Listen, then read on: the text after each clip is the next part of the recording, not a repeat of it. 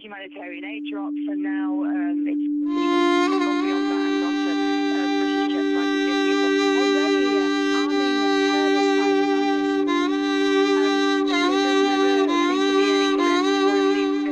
El tema de Daesh no surge en Siria, surge en Irak. Lo que pasa es que luego se desplazan a Siria y entonces el objetivo era derrocar al Assad. Entonces, en un primer momento, Estados Unidos reconoce que se equivocó, ¿no? Y ayudó en cierta forma a Daesh a que luchase contra al-Assad, ¿no? Entonces, ese fue el punto de partida donde surge toda esta crisis, porque realmente en Siria lo que había era una guerra civil. Y entonces lo hemos convertido ya en un conflicto que nos afecta a todos. El ataque acaecido en Londres el pasado 22 de marzo es el último episodio de una realidad que ya había convulsionado previamente a ciudades europeas como París, Bruselas, Niza o Berlín y a otras tantas alrededor del mundo, compartiendo un común denominador, el terrorismo yihadista. No cabe duda de que en los últimos años este se ha convertido en un problema tan global como complejo, porque además del innegable fanatismo y la crueldad inherentes a grupos como Al-Qaeda o Daesh, el desconocimiento y la aplicación indiscriminada del concepto de terrorismo yihadista ha traído también aparejadas consecuencias tan poco deseables como la islamofobia y la suspicacia generalizada a todo lo proveniente del mundo árabe.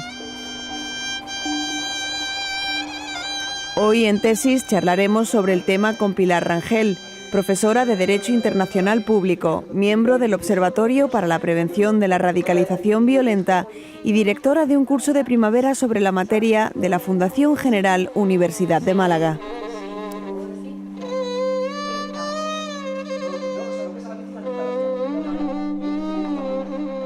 Este tipo de terrorismo yihadista surge en un primer momento con la creación de Al-Qaeda, que surge en Afganistán, de la mano de Bin Laden. Luego, posteriormente, surge el Daesh y bueno, surge en Irak, una escisión de Al-Qaeda, y se va extendiendo luego posteriormente a Siria, y el objetivo final de ambos movimientos terroristas es expandir el califato a través de todo el mundo. Entonces, es cierto que algunos musulmanes se enfadan con el término yihadista, ¿no? Porque el término yihad tiene una doble acepción, ¿no? O sea, para los terroristas, la yihad es lo que nosotros entendemos como hacer la guerra santa, ¿no? A Occidente. Sin embargo, para el que es el buen musulmán, la yihad es como un esfuerzo dentro de su relación con Dios, ¿no? Esforzarse para ser un buen musulmán. No tiene nada que ver lo que es el Islam con lo que es el yihadismo. De hecho, si os dais cuenta, si vemos cifras, las principales víctimas del terrorismo yihadista son los propios musulmanes.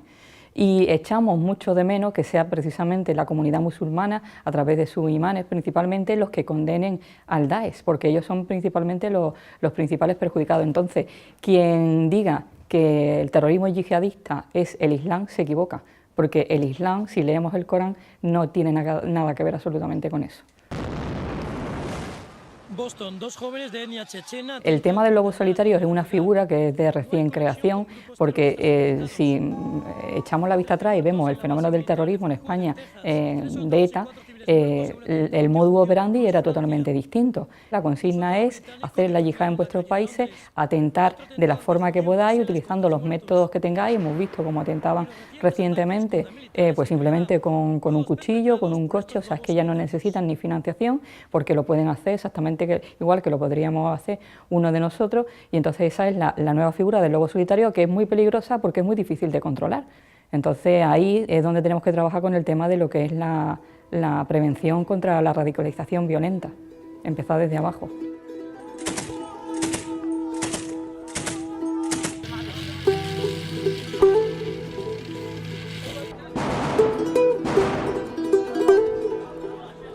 No se puede estigmatizar el tema de la inmigración, porque realmente la situación en Siria es una guerra que llevamos sufriendo durante 5 años, que hay un montón de desplazados y de refugiados, y es verdad que eso lo han utilizado ellos para colarse. Se calcula que han sido alrededor de 5.000 terroristas los que han podido entrar a través de las fronteras de la Unión Europea.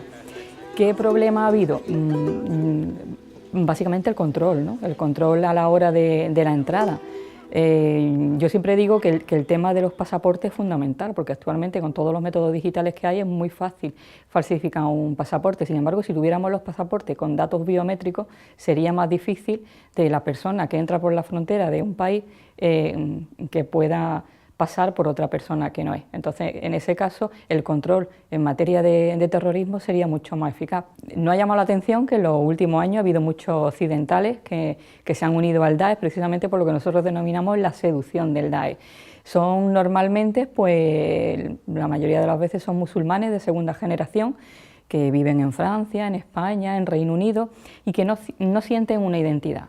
En el sentido de que, bueno, sus padres son marroquíes o son musulmanes, ellos han nacido en Reino Unido, en España, en el país que sea, pero no se sienten ni de un sitio ni de otro. Normalmente también se vincula con el tema del fracaso escolar, el fracaso económico. Entonces, ¿qué es lo que hace el Daesh? Entonces te dice, vente con nosotros, vente al califato que vas a vivir bien, te vamos a dar dinero, te vamos a dar una casa, te vamos a dar mujeres y nosotros vamos a expandir por todo el mundo el Islam. Entonces, una persona que se encuentra mal, que se encuentra aislada, que no tiene una identidad, es muy fácil de seducir con estos argumentos. En el tema del cibercalifato, la verdad es que son muy buenos, ¿no? Porque los propios expertos en medios audiovisuales y demás lo dicen que son buenísimos, que se puede comparar con las superproducciones de Hollywood. Los primeros vídeos que surgen de los que se ven las primeras ejecuciones que hay del Daesh, pues lo que buscan es un poco llamar la atención y que vean que lo que están haciendo es real, ¿no? Que esto no es ninguna broma y que lo que están haciendo es en serio. Entonces, con eso el mensaje va dirigido a dos partes: a Occidente, para que se le tenga en cuenta y en serio que su lucha es dura, y luego a todos los que están invitando a que vengan al califato.